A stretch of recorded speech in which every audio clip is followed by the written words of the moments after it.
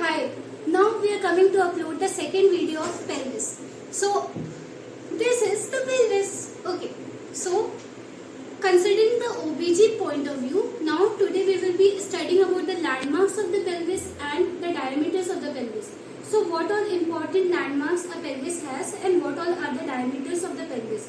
So first, going to the topic, we will be learning about what is true pelvis and what is false pelvis. So please don't confuse with the term true and false. False means, it does not mean that it is not present.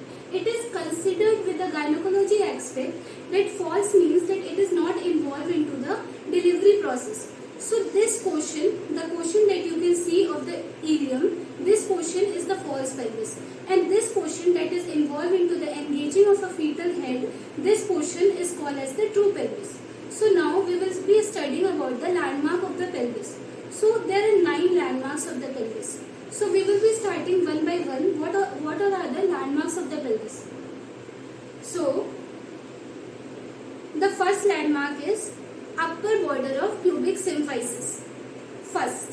Second landmark is pubic crest.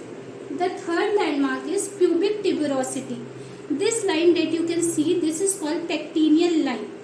And this point is called iliopubic eminence. This line that you can see is called iliopectineal line. Okay, and this portion is known as the ala of sacrum, and this is the sacral promontory. Okay, so what we have discussed, the 9 landmark of the pelvis: upper border of the pubic symphysis, pubic crest, pubic tuberosity, pectineal line, iliopubic eminence, iliopectineal line, ala of sacrum, promontory of sacrum.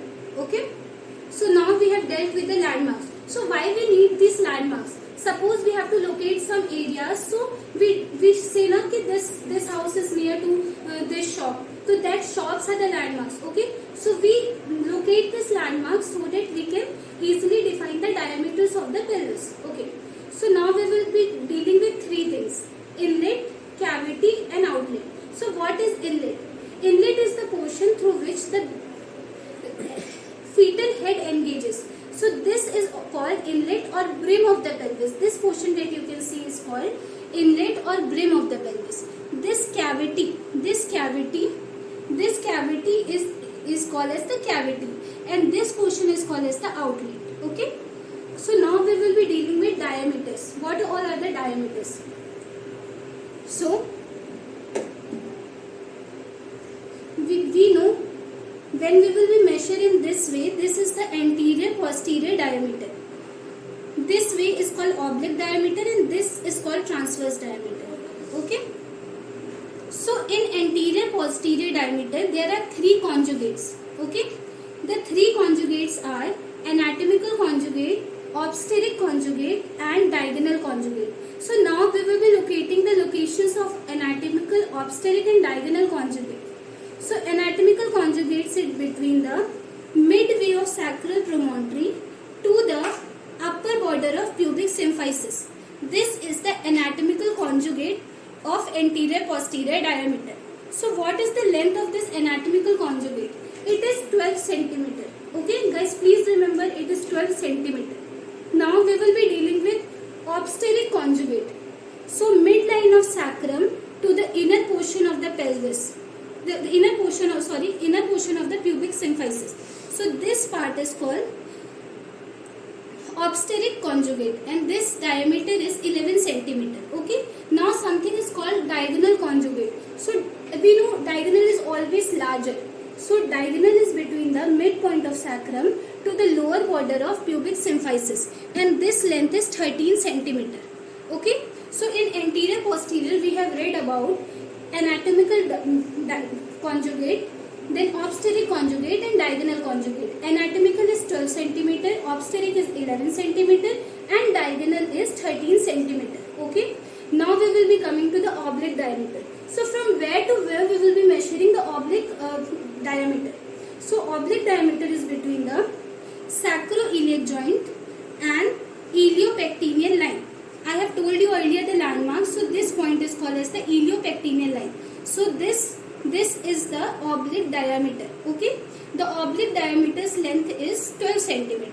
So there will be two oblique diameter, right and left. So from where we will be deciding which is the right and which is the left.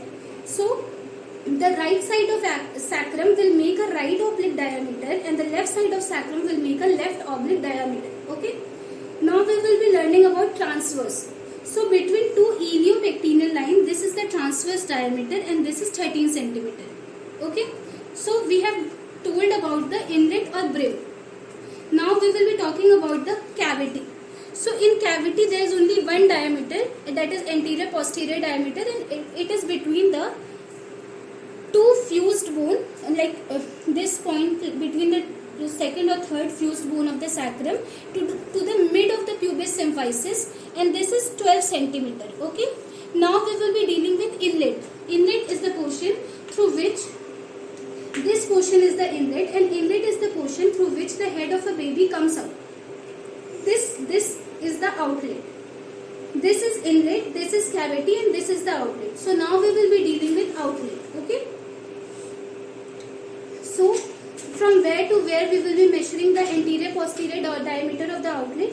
From the lower part of the pubis symphysis to the sacrum, end portion of sacrum.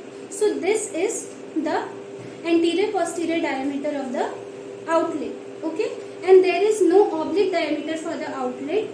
There is only transverse diameter, and this is the transverse diameter of the oblique outlet between two bisyphinous processes.